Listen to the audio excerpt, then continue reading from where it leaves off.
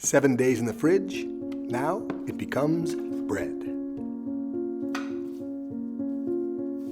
So after I remove this dough, I really don't have a plan. I'm going to start folding it into itself to create a little bit of tension. After 7 days, this dough needs a little bit of structure.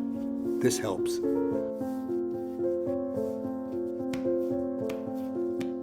So now it feels like something.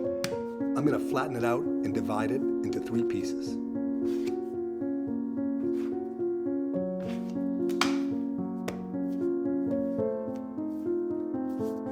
Now I'm going to make my dough balls just by folding it into the center of itself, create some tension, get some of that air out. And then I'm going to let these glutens in the dough relax for about an hour or 2 as I preheat my baking steel in my oven.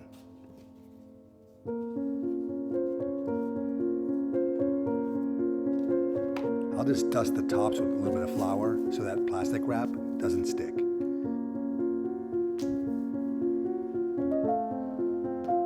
After about an hour, those glutens start to relax.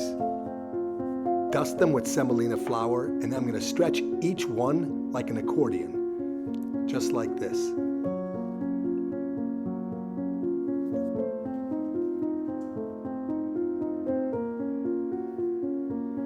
I have my oven cranking at 450 with my baking steel on the top rack. Just place that bread in there, and then you can see I'm putting some ice cubes to create some steam. Look at that.